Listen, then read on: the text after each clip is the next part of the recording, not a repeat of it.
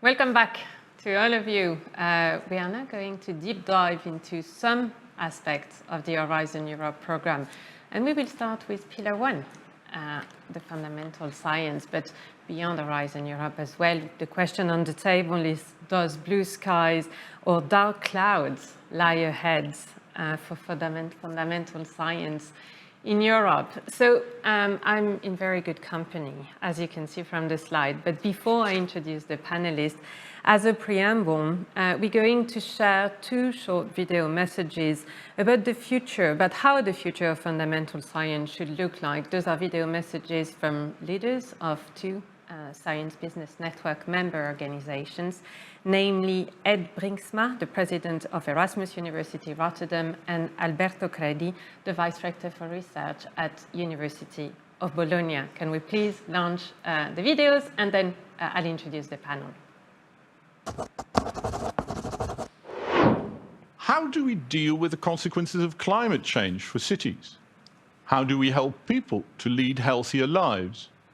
How can we shape the digital transition in a responsible way? Humanity is facing great and extremely complex challenges. Answers can no longer be found via collaboration between classical monodisciplinary approaches. Healthcare, technology, and social science are increasingly intertwined. Social problems in neighborhoods cannot be separated from urban planning and engineering. And AI cannot be used without taking ethical and privacy issues into account. The complex challenges of our times require, first, convergence, the true integration of disciplinary approaches, and second, transdisciplinary collaboration with a wide range of stakeholders. Horizon Europe must make transdisciplinary collaboration work and ensure societal upscaling of knowledge to accelerate the urgently needed societal transitions.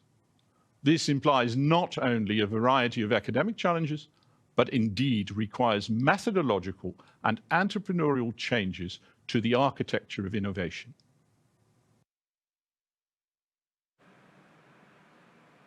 A significant issue for our society for the years ahead, which is related to every other challenge, is energy. Nothing can be done without energy. First, energy is very valuable and should not be wasted. Second, we need to make a more efficient use of it. Third, we must find new and better ways to exploit renewable energy sources. Solving these problems while preserving our quality of life requires a multidisciplinary effort of both basic and applied research, ranging from groundbreaking progress in solar energy conversion to new materials for energy-efficient buildings and mobility. But this is not just an engineering problem. We must create a new mentality in our citizens, making them more aware and thus responsible, as a premise for a deeper thinking of some aspects of our life. Europe can and should guide this process and continue to invest for gaining a global leadership in the research and innovation that will bring us in a sustainable future.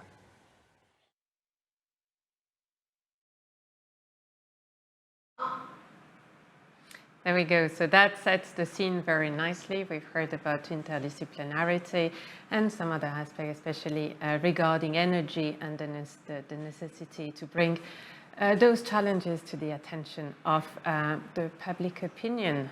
So I'm going to introduce now the panelists that will be with me for the next half hour. Maria Leptin first, the new president of the European Research Council. Maria, thank you for being with us this morning. Martin Stratmann is the president of the Max Planck Society. Good morning, Martin. And Detlef Günther, the vice president for research at ETH Zurich in Switzerland. Thank you to the 3 of you for agreeing to talk about the future and the state of play as well of fundamental research in Europe. Maria, can I start with you? You recently started your mandate as president of the European Research Council. How are you settling in the job? Very nicely, thank you.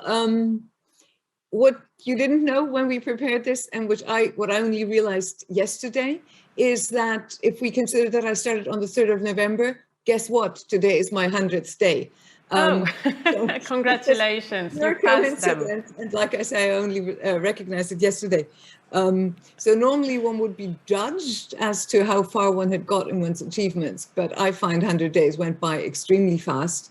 I've learned a lot, and I've had a lot of interactions with all the communities that I feel I serve, the political players here in Brussels, and the researchers outside, and of course the staff. So going well, and I hope it'll continue like this. All right. So, well, after 100 days and after the many consultations you had with the science community across Europe, what do you think is the state of play of basic research in Europe?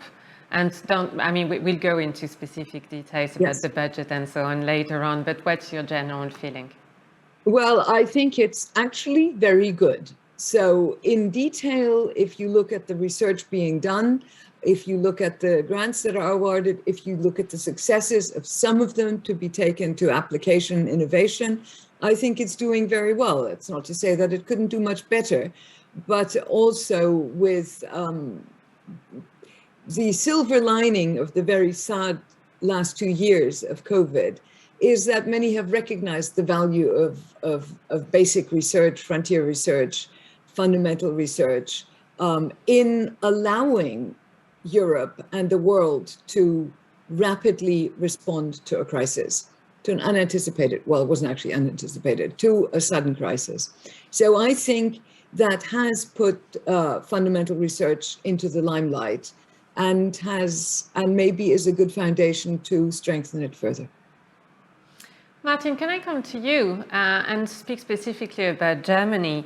Well, Germany is the biggest recipient of Horizon money, and the Max Planck Society is the top of the podium.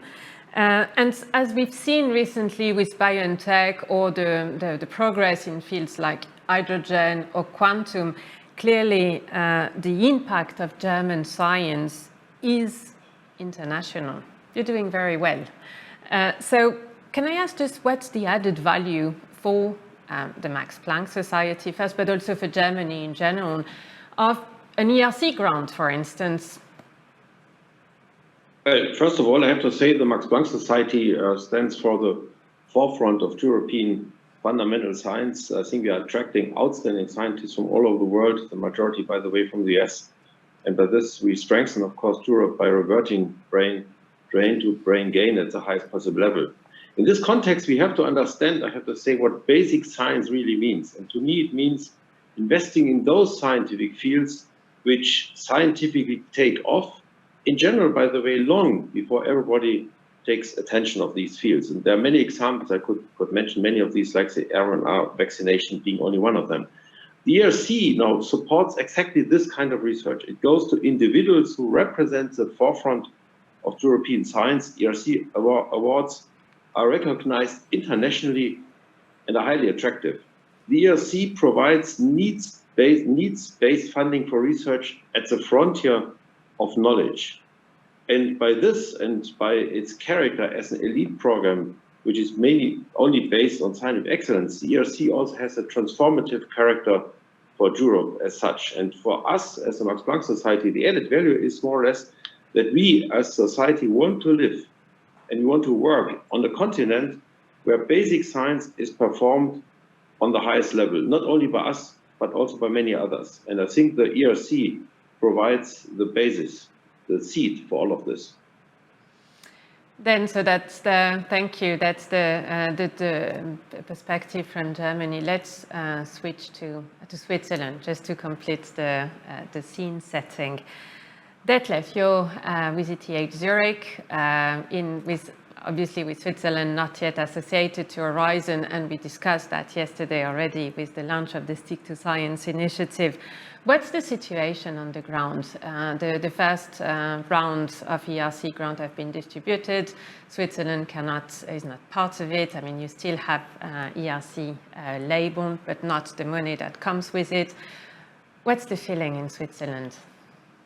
Well, the feeling is it's pretty sad for us, because we have been extremely successful in these 28 ERC grants which have been awarded to Switzerland indicates actually how important our research is on the European level. We strongly believe that the ERC and the invention of ERC, the largest global research program, was one of the best established research programs in general. And this reviewing process, so that means measuring yourself against the European standard in research, is extremely important for our young talents. So it's not just a question of money, it is really also the question of reputation. And if this goes now onto a national level, then we don't know how our young talents will behave, because you see already some offers are made from other universities, and that's not what I see as a spirit of Europe in general. But do you want to tell them something? We've heard the Swedish public research agency offering top-up money to welcome the researchers located in Switzerland. I mean, what is going to be the damage in the long term? Well, in the short term, we believe actually that we have a very strong infrastructure, and Switzerland is very strong in fundamental research, and the ERC grant accelerates this on a very high level. In the long term, I see maybe we will lose some people to other countries, but I think actually that this is a weak point in the European Council, because this offering even more money in the direction is not what drives the research. It needs a certain infrastructure for the young talents, and when they apply, actually, they apply with a vision in their ecosystem, and therefore I strongly believe actually that this will not lead to something very positive. Okay. I see there are some questions already coming through the chat. Keep them coming. Okay, I will take some questions just a little bit later on. I want to go back to what Jean-Pierre Bourguignon said when he left the position of president of the European Research Council. He left with two main regrets. The first one was the budget allocated to fundamental science in Europe, and the second one is the need to constantly fight for the independence of the European Research Council. So let's start with the budget. And maybe I can start with you, Martin. Before we go at the European level, in Germany, under Angela Merkel, the money attached to research continuously grew over the year. What do you think is going to happen? What are your hopes or your expectations with the new German government? Well, honestly, I have to say all the politicians I know in Germany, they do understand that the wealth of our country, of Germany, strongly depends on investments in science, research and innovation. And I think many of them even do understand that in order to be successful as a country, you have to be also ahead of others. Being ahead of others means you also have to invest much, much earlier in science in certain fields which are not that prominent, and that's typical for basic science. You have to invest in basic science to be, let me say, a leader later on also in technology. And that is understood by, I would say, most German politicians. So I do not expect changes upcoming. Indeed, at the moment, there is a firm commitment of the German government to invest up to 2030, 3.5% of our GDP in science and innovation, 1/3 by the government, which is a very strong, even on international grounds, a very strong promise. And they also have not changed what they call the Pact for Innovation and Science in Germany, which provides very stable financial resources for the Max Planck Society up to 2030. And I think what is most important, I think, for science is not only just a question of how much you get, but how stable funding is on the long term. Usually our science is based on long-term ideas, and that needs also long-term financial stability. And that's what, at the moment, German politicians do provide for us. And you're in a lucky situation, I think, if we compare with other states in Europe. Maria, when you were first interviewed by Science Business, I remember you said you want the budget for fundamental science to be doubled by the end of Horizon Europe for the next framework program. What's your plan to convince member states, especially when they've remained completely deaf to the call from Jean-Pierre Bourguignon to increase the budget? Well, first of all, let's say I can't agree with your last statement. And I think Jean-Pierre, he may have had even larger visions, needs to be congratulated on his success in the last day of the budget negotiations, where he actually brought in a huge sum on top of what had already been agreed. And he did convince Parliament that it was necessary. So we're now finding us with a 16 billion budget for 27 member states, where previously we had 13 billion for 28 member states. I see that as a significant increase and a huge success. And I see that as recognition by our politicians of the need of fundamental research. So that needs to be stated first.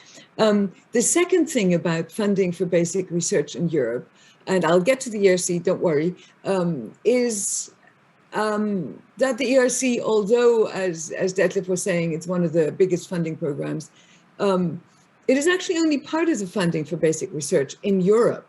And I just want to remind everyone that the European part of the aims of the European research area are a 3% investment by all member states into research. We are far away from that.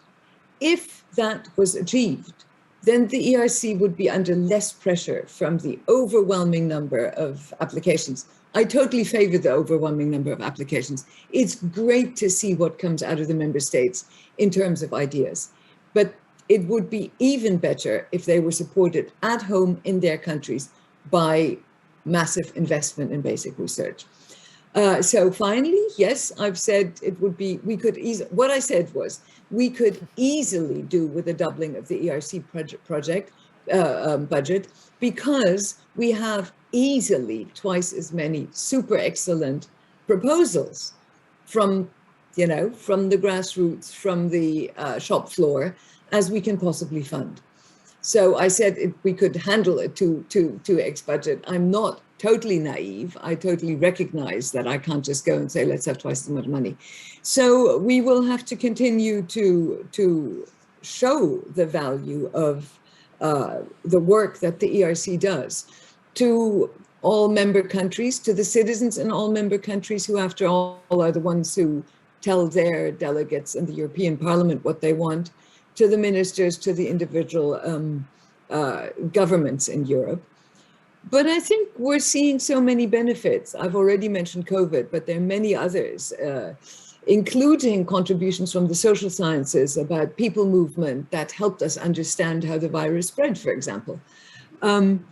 We see that. We also, I want to mention to those who care about fundamental research only in the context of what can it do directly in terms of impact for society. I don't see it that way. I see curiosity-driven research as a value in its own right. We can talk about that separately. But we also see it, for instance, in the transfer of knowledge from ERC grants to the European Innovation Council.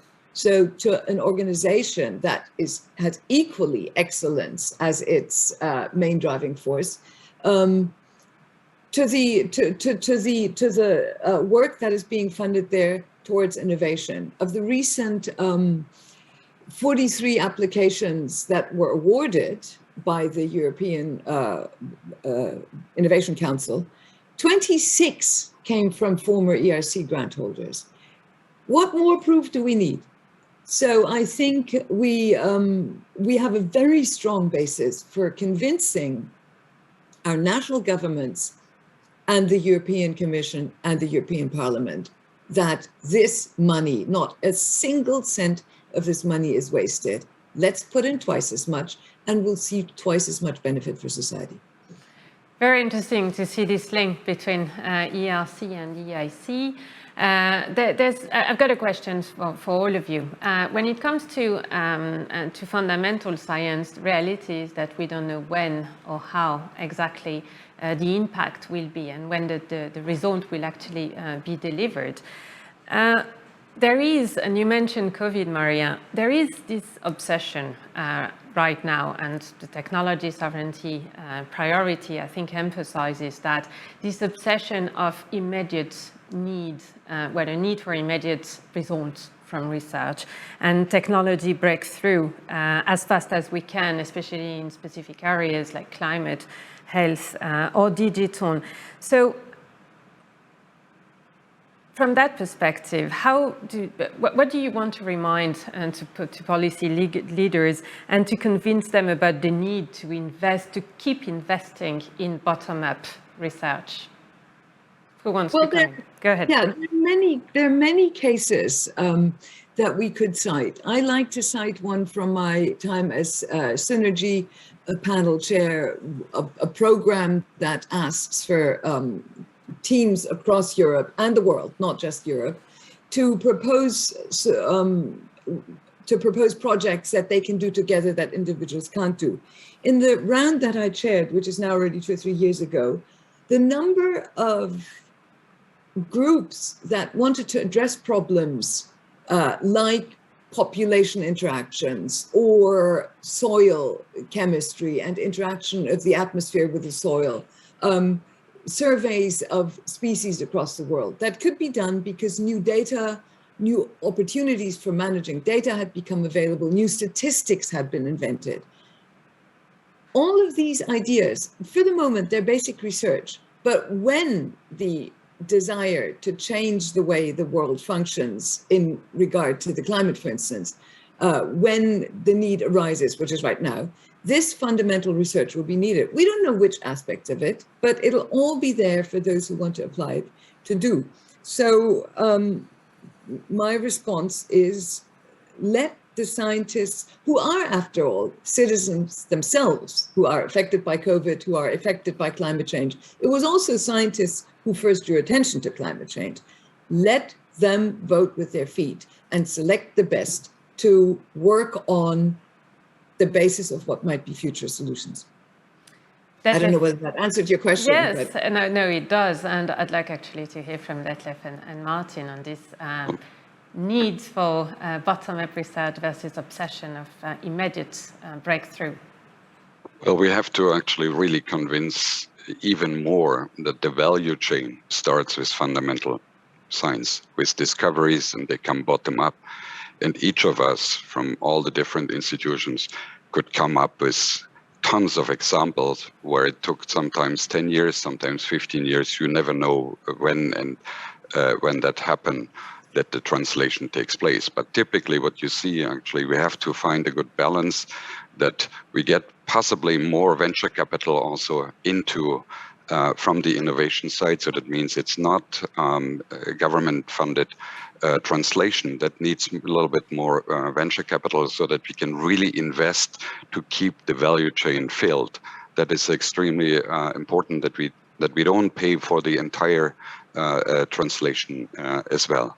And well, Maria, you came up with an example. I could really say nuclear magnetic resonance, fundamental equations. Today, everyone walks into a hospital and gets MRIs, and that has been, somehow a translation. If we look into progress in oncology and cancer research, how many individual methodology has been developed, put together, we get data sets of a density which is unbelievable. And if we have blue sky research, we find whatever will help us actually in the treatment. So from this point of view, actually, we cannot pray more.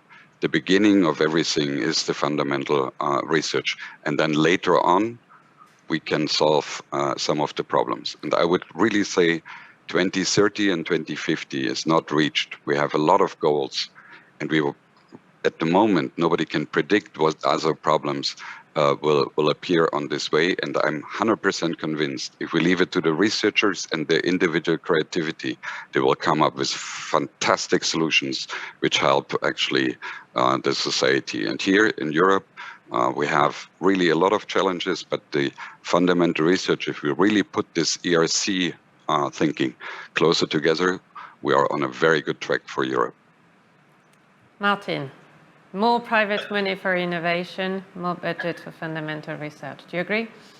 No, I think first of all, I have to say basic research is a value in itself. I think it's part of our human nature to understand the world we are living in, to understand our own body, to understand, let us say, the oceans, to understand the whole surrounding beyond us, this universe, etc. And we do lots of this research in the Max Planck Society, which will never have any application, hopefully and honestly. But we do so because we live in a world which we want to understand. Why the hell do we want to understand? There are exoplanets. These exoplanets we will never meet in real time, but we want to understand them. We want to see what is there. We want to understand their atmosphere, etc., etc. And we do lots of research, also expensive research, in that framework to just understand the world we live in.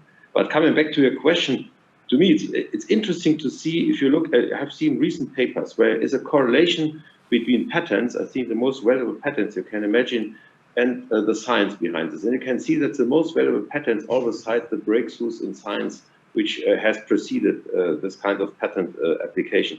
There's a striking link between those sites where top science is being performed and where also new technologies take off. A striking link all over the world, by the way. And the link between is, of course, people. It is, as an entrepreneur, I have to say, you have to be the first to know, let me say, on what the new scientific insight is all about. And then you have a chance to have a business case, which is then based on this scientific finding.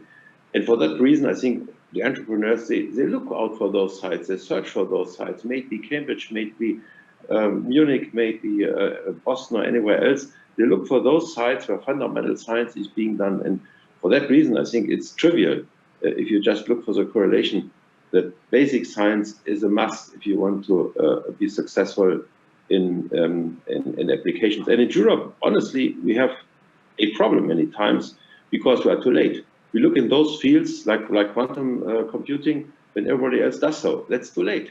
We have to be front runners. We have to be the very first one to do so. Then we attract those people who form these fields. If we are just looking in those fields which is done anywhere else also, then I think we will never have a great benefit from this. There is a question from the chat. There are a couple of questions from the chat. I'm going to address one of them to you, and then we will move to the strategic autonomy question. And the sun has arrived in Brussels. I hope you're enjoying it as much as I do. One question about China, your international cooperation.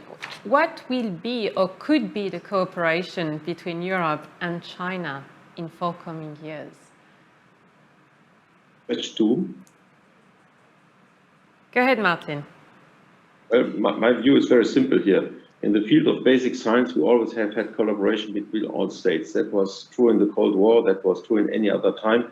And the reason for this is simply, knowledge is based on the knowledge which does exist. So we have to make sure that we all know the knowledge which is available worldwide.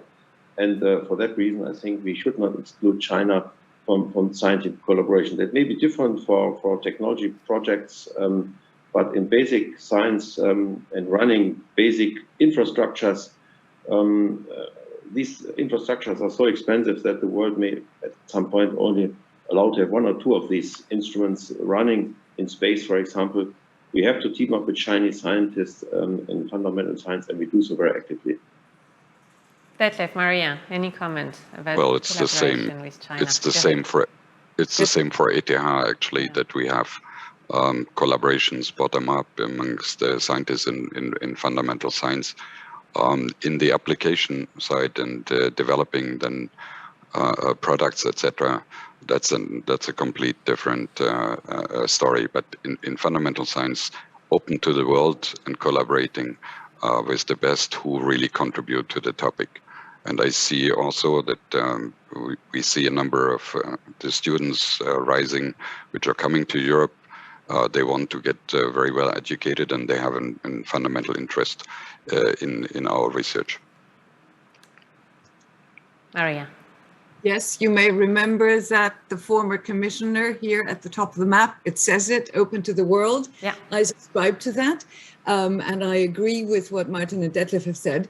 I think one does open to the world and open to collaboration. Scientists will collaborate. They will find the best colleagues, the best ideas, the best means for doing their science. I do think we have to remember that there are certain ground rules we shouldn't forget, and they include, for instance, ethics. So researchers cannot be funded by the ERC if their work doesn't follow basic ethic principles, for instance, in terms of stem cell research or animal experimentation. So finding the best colleague doesn't mean you find somebody who's allowed to do something in their country that's not allowed here. So we have to observe those principles. We should also remember that freedom of speech and of opinion and freedom of movement are basic human rights and principles that we observe. And so we should make sure that those aren't compromised. But otherwise, I really think everybody benefits from cooperation and collaboration. But don't you think that the open to the world agenda is kind of endangered by the principle of strategic autonomy and technology sovereignty? Does that really go together? Well, I have to say strategic autonomy is a term that was invented in the context of defense and military. And I just don't believe it belongs in this discussion. It was also then expanded to include trade, which has other interests than basic research. And both Detlef and Martin have said when it comes to economic impact and application, innovation, trade secrets, we're talking about a different thing. I speak on behalf of basic research, and I think openness helps everyone. Knowledge is universal, or global at least, since we can't get to those exoplanets. But yeah, Martin, you want to come in? I think I would fully agree, which has been said before. In general, I have to say, if you want to have a kind of autonomy, kind of strategic autonomy, you can achieve this only if you have the skills, the know-how, and the patterns also necessary. And I feel we have to understand in Europe, we have to be trendsetters. We are missing this sometimes. You have to be trendsetters even in science, and not what we sometimes are late followers. I personally feel we should think sometimes in which fields do we need this kind of autonomy, let me say in 2030, 2040. What are these fields? And nobody knows, of course, what these fields will be. Definitely they will be not the same fields we have right now. And for that reason, I think in order to achieve some kind of autonomy, we have to attract young people to Europe who basically carry on this knowledge, let me say, for the breakthroughs which are upcoming in 10 or 20 years from now on. And to me, the ERC is fundamental in this. I think the ERC is probably the only program in Europe which attracts people from all over the world, and they want them to work in Europe, in the Max Planck Society, in the ATH, or any other place. And that is, I think, the biggest benefit we have in Europe, let me say, from programs like the ERC. And again, we sometimes run a little bit, we are running behind others, and that I think is frustrating. We have to ask us, where do we want to lead? Where do we want to have the cutting edge here? And we are missing, and we have seen this in BioNTech, we have seen this in the mRNA business. If you want to lead, if you want to make a big business, you in the end have to do the science first. And that is, I think, one of the principles of the ERC. And all the other programs, more honestly, even the framework program, this huge amount of money, they invest in fields which everybody knows. And I wonder sometimes, what is the advantage we have then in Europe? I doubt this. We have to be front runners, and as I said, not the ones who follow what others have done before us. So you're right, we don't know where to invest for the future. But I want to come back to the second point of Jean-Pierre Bourguignon when he left, and it was the constant fight the ERC has to deliver for its own independence. And still in this strategic autonomy and technology sovereignty context, and this is all accelerated, well, generated by COVID and the need to have quick fixes in certain areas and to make progress in some very particular areas. Quantum is one of them. Martin, you mentioned quantum. Well, I want to ask you, is there a risk that politicians, either at the European level or at national level, put pressure on fundamental science, on just stating some areas where the money should go? Do you feel that pressure already, or does the European Research Council? I have to say, what I feel is that we here at the ERC get a lot of support from the Commission, and I'm really grateful to Commissioner Gabriel and to Director General Paquet for that support. And I'm sure they both fully respect the independence of the ERC. I mean, they see, just like we've heard around the table here, the value of what the ERC has delivered. So I think right now I'm not concerned. Of course, we often hear that every penny should go into research that helps the citizens in Europe, and we shouldn't fund, ivory tower philosophers or people who look at exoplanets or black holes out there that nobody will ever get anything out of. But I don't feel directly that the ERC is endangered by that. The independence of the ERC is written into its statutes, has been twice reaffirmed in Horizon 2020, Horizon Europe. And I think the Scientific Council will have a very strong voice in that and will make clear what they want. And I will pass on that view and protect the independence of the ERC. But I don't see it as endangered at the moment.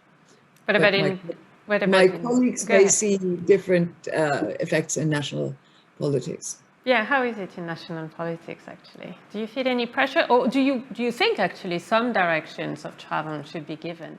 You mentioned quantum, Martin. Do you think the German government should say we should put more money on quantum? Oh, I think I have a very general view on this. I think we are talking on science in general, and science in general is very broad. It ranges from blue sky science, which we discussed in this framework today, to all kinds of other sciences, which is much more applied. And I think we have to understand there is not one frame not one shoe which fits all sizes. We have to understand that for certain topics, you need a structure which is adapted to this given topic. And I think if you want to do blue sky research, there is no prediction in fields. As that's my conviction. I'm pretty sure for this. The only prediction you have is in people. That's how the Max Planck Society is operating. So you need for blue sky research a structure like the Max Planck Society, which is totally in itself to define, let me say, whom they want to hire and whom they want to give, let me say, certain abilities and certain funds. And there are other fields, like, let me say, where you're very close to industrial applications, we need totally different structure. So I think for the ERC, we need a structure which makes sure that the autonomy is prevailing, and they are focusing on people. They're not focusing on black holes versus any other topic. They are looking for great minds, and that's exactly how we do it in the Max Planck Society, and they let these minds do whatever they want to do. And I think that's the real issue of let me say, basic science. So we have to understand that the form should follow the function, and that is by some people in the politicians not understood. They think it's all the same. That's not true. I think that we must make very clear to politicians that the functions really defines the form under which, let me say, this institution can operate. And I feel that this is some work we still have to do to make sure that people understand this. Detlef, if you want to come in, then I have one final question for all of you.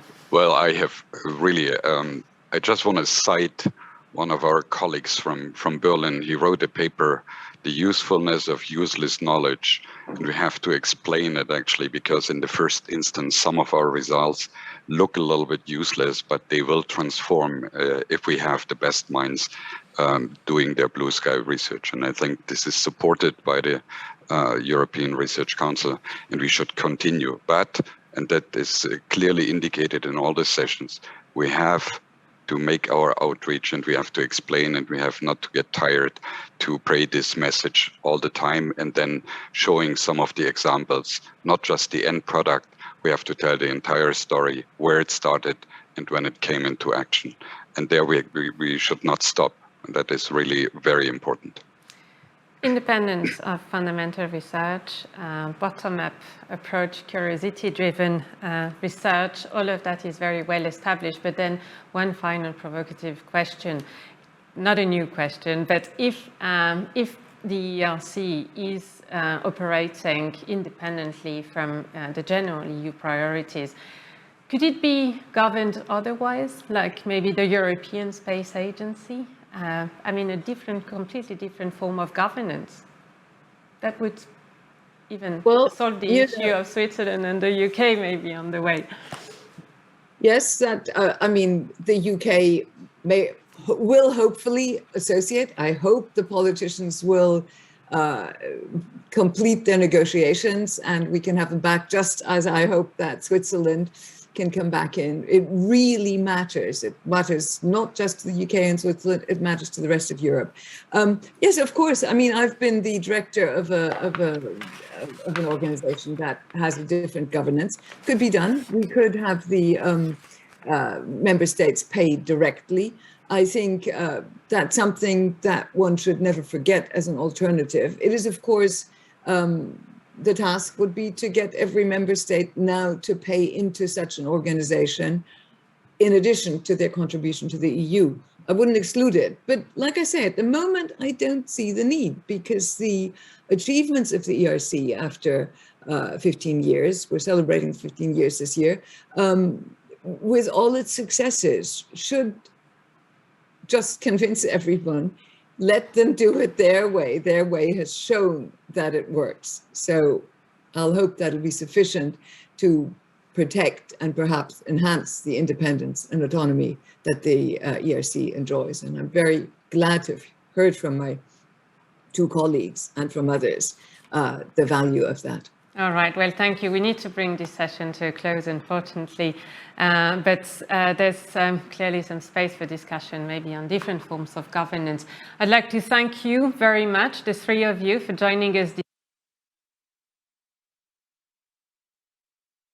Thank you and goodbye.